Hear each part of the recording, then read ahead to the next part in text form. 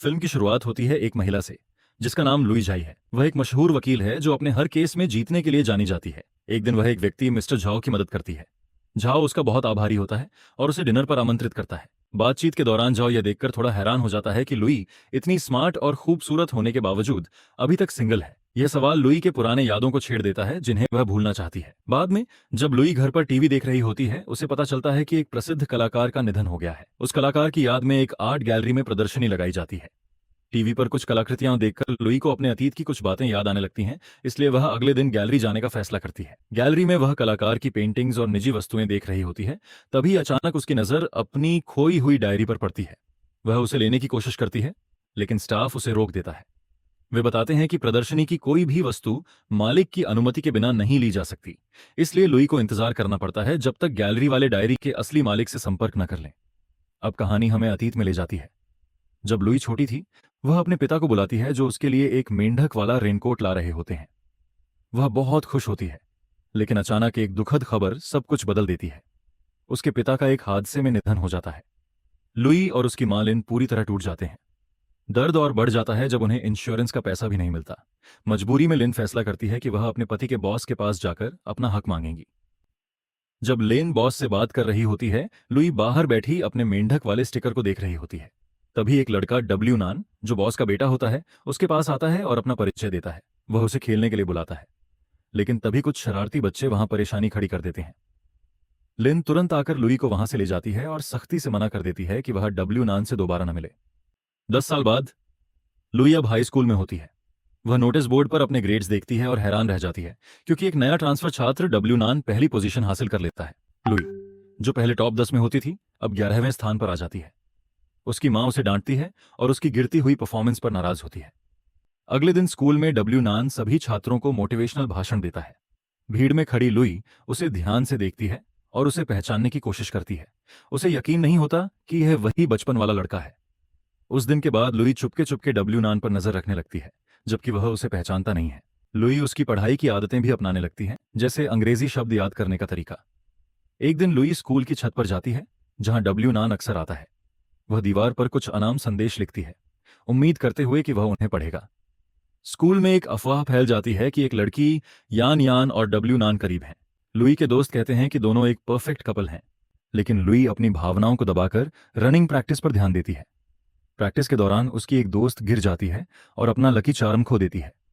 वह घबरा जाती है, लेकिन लुई उसे संभालती है। तभी अचानक डब्ल्यू नान आता है और उसे वह चार्म वापस देता है जो उसे मैदान में मिला था। कुछ दिनों बाद लुई फिर से छत पर जाती है और उसे बड़ा आश्चर्य होता है जब वह देखती है कि डब्ल्यू नान ने उसके संदेशों का जवाब दिया है। वह जल्दी से जाकर उन्हें पढ़ती है और जवाब देती है। अब यह उनका रोज का काम बन जाता है, दीवार पर संदेश लिखकर एक दूसरे से बात करना, बिना यह जाने कि वे कौन है। लुई धीरे धीरे डब्ल्यू नान के बारे में सब कुछ जानने लगती है। उसका चॉपस्टिक्स पकड़ने का तरीका, उसकी आदतें।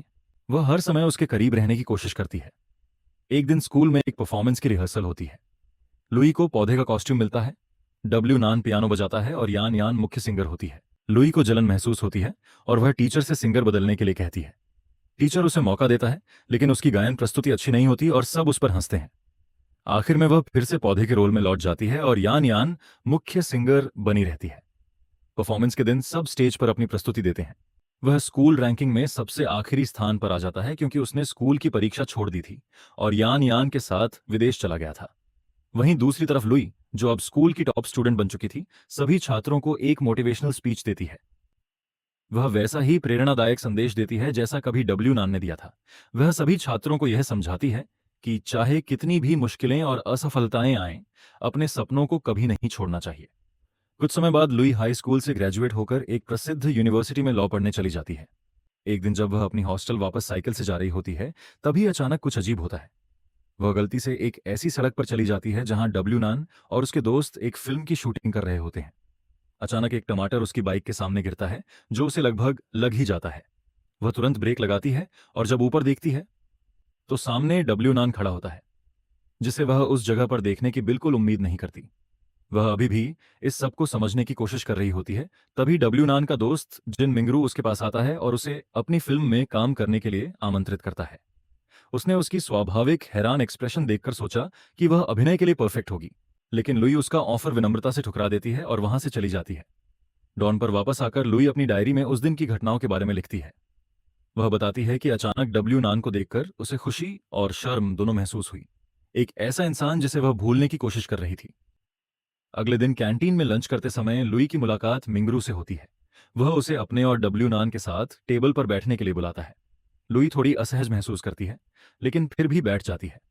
धीरे धीरे वे हाई स्कूल के दिनों के बारे में बात करने लगते हैं। शुरुआत में लुई खुद को अनजान दिखाने की कोशिश करती है, लेकिन जब डब्ल्यू नान उसे याद दिलाता है कि वे एक ही स्कूल में थे, तो वह मान लेती है कि वह उसे जानती है।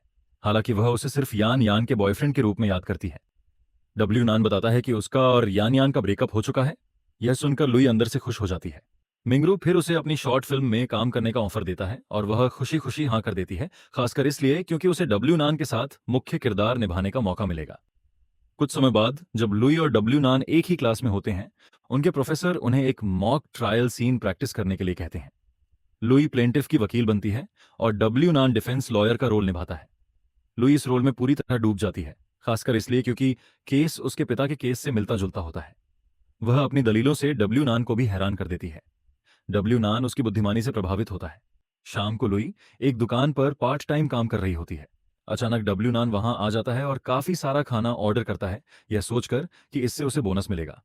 लुई उसकी इस हरकत पर मुस्कुरा देती है। शिफ्ट खत्म होने के बाद डब्ल्यू नान उसके साथ रुकता है, दुकान बंद करने में मदद करता है और फिर उसे घर तक छोड़ने जाता है। रास्ते में वह उसे नौकरी छोड़ने की सलाह देता है क्योंकि मेहनत के मुकाबले कम पैसे मिलते हैं, लेकिन लुई मना कर देती है और बताती है कि उसे अपने खर्चों के लिए पैसे चाहिए। कुछ समय बाद लुई को अपनी रूममेट का फोन आता है, जो एक बार में मुश्किल में फंसी होती है। लुई और डब्ल्यू नान तुरंत उसकी मदद के लिए वहां पहुंचते हैं। वहां जाकर वे अपनी रूममेट को बचाने की कोशिश करते हैं और डब्ल्यू नान बहादुरी से स्थिति संभालने की कोशिश करता है, लेकिन अंत में वे खुद भी एक झंझट में फंस जाते हैं और जल्दी से बार से निकलना पड़ता है। भागते हुए वे एक जगह छिप जाते हैं। जब उन्हें लगता है कि सब ठीक है, तभी बारिश शुरू हो जाती है और उन्हें वहीं रुककर बारिश रुकने का इंतजार करना पड़ता है। इस दौरान डब्ल्यू नान लुई से नौकरी छोड़ने के लिए कहने पर माफी मांगता है। लुई उसे समझती है और इसके लिए उसे दोष नहीं देती, बल्कि बार में अपनी दोस्त की मदद करने के लिए उसका धन्यवाद करती है। इसके बाद डब्ल्यू नान अपने हाई स्कूल के दिनों के बारे में बात करता है। वह बताता है कि वह किसी के साथ स्कूल की छत पर दीवार पर लिखे मैसेज के जरिए बात करता था। वह जानना चाहता था कि वह संदेश किसने लिखे थे और उसे यान यान पर भी शक था। यह सुनकर लुई चुप रहती है, क्योंकि वह यह स्वीकार नहीं कर सकती कि वही उन संदेशों की असली लेखक थी। अगली सुबह जब लुई कॉलेज जाने की तैयारी कर रही होती है, उसे घोषणा सुनाई देती है कि भारी बारिश और तूफान की संभावना के कारण क्लासेस कैंसिल कर दी गई हैं। कुछ समय बाद डब्ल्यू नान उससे संपर्क करता है और पूछता है कि वह कहाँ है। लुई झूठ बोलकर कहती है कि वह कैंपस बिल्डिंग के सामने है। डब्ल्यू नान उसे वहीं इंतजार करने के लिए कहता है। लुई तुरंत वहां पहुंच जाती है और जानबूझकर अपना छाता छोड़ देती है, ताकि अगर डब्ल्यू नान उसे पहचानने की कोशिश करे तो वह न कर पाए। वह उसका इंतजार करती है और जब वह आता है तो वह उसे वही मेंढक वाला रेनकोट देता है जो उसके पिता ने कभी उसके लिए वादा किया था। यह देखकर लुई बहुत खुश हो जाती है। कुछ दिनों बाद लुई और उसके दोस्त मिंगरू की शॉर्ट फिल्म की शूटिंग के लिए एक आइलैंड पर जाते हैं। शूटिंग खत्म होने के बाद वे बस से वापस लौटते हैं। लुई डब्ल्यू नान के साथ बैठती है और अचानक उससे पूछती है कि उसे कौन सा मौसम पसंद है, धूप वाला, बादल वाला या बारिश वाला। डब्ल्यू नान को स्कूल की छत पर लिखे संदेश याद आ जाते हैं और वह कहता है कि उसे बारिश का मौसम पसंद है, ठीक वैसे ही जैसा उसने पहले लिखा था। यह सुनकर लुई बहुत खुश होती है और हिम्मत करके उसका हाथ पकड़ लेती है। उसी समय डब्ल्यू नान कहता है कि उसे वह इंसान मिल गया है जिसकी वह तलाश कर रहा था। उस दिन के बाद वे दोनों एक दूसरे को डेट करना शुरू कर देते हैं कैंपस में, और यहां तक कि उसकी दुकान पर भी डब्ल्यू नान उसके साथ समय बिताने आता है और ट्रेन से उसके साथ घर जाता है, क्योंकि वह उससे दूर रहना बर्दाश्त नहीं कर सकता। जब लुई घर पहुंचती है तो वह देखती है कि उसकी मां शरण, क्योंकि उन्होंने कानूनी कार्रवाई करने के लिए पर्याप्त सबूत इकट्ठा कर लिए हैं। अब लुई के पिता के केस में डब्ल्यू नान के माता पिता के खिलाफ कानूनी कार्रवाई शुरू हो जाती है। हालांकि लुई को खुशी होती है कि उसके पिता को आखिरकार इंसाफ मिल सकता है, लेकिन साथ ही वह इस बात को लेकर चिंतित भी रहती है कि कहीं इस पूरे मामले का असर उसके और डब्ल्यू नान के रिश्ते पर न पड़े। अगले दिन लुई और डब्ल्यू नान अपने पुराने हाई स्कूल जाने का प्लान बनाते हैं। दोनों फिर से अपने स्कूल यूनिफॉर्म पहनते हैं ताकि उन पुराने खूबसूरत पलों को दोबारा जी सकें। दोपहर में वे स्कूल की छत पर जाते हैं और वहां उन संदेशों को देखते हैं जो उन्होंने दीवार पर लिखे थे। दोनों एक दूसरे से वादा करते हैं कि वे कभी एक दूसरे को नहीं भूलेंगे। कुछ समय बाद जब लुई वापस कैंपस जाने के लिए तैयार होती है तो डब्ल्यू नान उसे बताता है कि वह उसके साथ नहीं जा सकता, क्योंकि उसे कुछ पारिवारिक मामलों को संभालना है। उसके बिना लुई के दिन खाली खाली लगने लगते हैं और पूरे एक हफ्ते तक उसकी डब्ल्यू नान से कोई बात नहीं होती। फिर एक दिन लुई को खबर मिलती है कि डब्ल्यू नान ने कैंपस में अपने प्रभाव का गलत इस्तेमाल किया है, जिसके कारण हर कोई उसकी गलतियों के बारे में बात कर रहा है। उसी दिन लुई के लिए एक और सरप्राइज होता है। उसकी मां लिन डॉर्म में उसका इंतजार कर रही होती हैं। लिन उसे बताती हैं कि उन्होंने केस जीत लिया है और इसके परिणाम स्वरूप डब्ल्यू नान के पिता को जेल की सजा सुनाई गई है। यह सुनकर डब्ल्यू नान की मां सदमे में आ जाती हैं और उन्हें अस्पताल ले जाना पड़ता है। यह सब सुनकर लुई को बहुत दुख होता है, क्योंकि उसे डर लगता है कि वह डब्ल्यू नान को खो सकती है। वह तुरंत अस्पताल पहुंचती है, जहां उसे उम्मीद होती है कि वह डब्ल्यू नान को देखेगी, लेकिन उसकी जगह उसे यान यान मिलती है, जो डब्ल्यू नान की मां के साथ होती है। यान यान, जिसने लुई के अतीत और उसकी डायरी के बारे में जान लिया था, उसे बताती है कि उसे डब्ल्यू नान को भूल जाना चाहिए, क्योंकि वह उसके साथ विदेश जाकर अपनी पढ़ाई जारी रखने वाला है। यह सुनकर लुई फैसला करती है कि वह डब्ल्यू नान से दूरी बनाकर आगे बढ़ेगी और उसे भूल जाएगी। अब कहानी वापस वर्तमान में आती है। आर्ट गैलरी में लुई को आखिरकार उसकी डायरी वापस मिल जाती है। जब वह उसे खोलती है तो उसे यह देखकर हैरानी होती है कि डब्ल्यू नान ने भी उसके अतीत की घटनाओं के बारे में अपनी तरफ से लिखा हुआ है। यान यान ने डब्ल्यू नान को लुई की डायरी के बारे में बताया था और उसे यह डायरी दे दी थी। डायरी पढ़ने के बाद डब्ल्यू नान को एहसास होता है कि लुई ने कितना कठिन जीवन जिया है और वह उससे कितना प्यार करती है। हाई स्कूल के बाद उसने यह भी पता लगाया कि लुई किस यूनिवर्सिटी में पढ़ रही है और उसी यूनिवर्सिटी में दाखिला ले लिया, सिर्फ उसके करीब रहने के लिए। डब्ल्यू नान यह भी बताता है कि शुरू में वह लुई के पास जाने में हिचकिचा रहा था, खासकर अपने परिवार की समस्याओं की वजह से। इसलिए वह दूर से ही उसे देखता रहता था।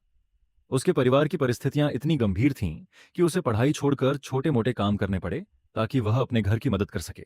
जब यान यान ने उसे विदेश जाने के लिए आमंत्रित किया तो उसने मना कर दिया, क्योंकि उसे लुई की डायरी पढ़कर आत्मनिर्भर बनने की प्रेरणा मिली थी।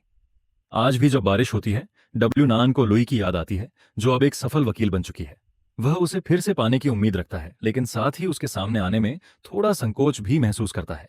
डायरी में अपने दिल की बात लिखने के बाद डब्ल्यू नान आशा करता है कि लुई कभी न कभी उसकी कहानी पढ़ेगी और उसे समझेगी। कुछ समय बाद जब वह अपना सामान पैक कर रहा होता है, उसे एक पुरानी फिल्म की कैसेट मिलती है जो उन्होंने स्कूल के समय बनाई थी। उसे देखकर उसकी आंखों में आंसू आ जाते हैं और वह अपने प्यार को याद करने लगता है। तभी अचानक उसे गैलरी से फोन आता है कि कोई अपनी जमा की हुई डायरी वापस लेना चाहता है। फिल्म के अंत में दिखाया जाता है कि डब्ल्यू नान और लुई गैलरी के सामने मिलते हैं। थोड़ी अजीब स्थिति होने के बावजूद लुई वही सवाल दोबारा पूछती है जो उसने कभी स्कूल की छत पर लिखा था। इस पर डब्ल्यू नान स्वीकार करता है कि उसे बारिश से भी ज्यादा लुई से प्यार है। यह सुनकर लुई बेहद खुश हो जाती है, क्योंकि इसका मतलब होता है कि वे दोनों आखिरकार फिर से एक साथ हो सकते हैं।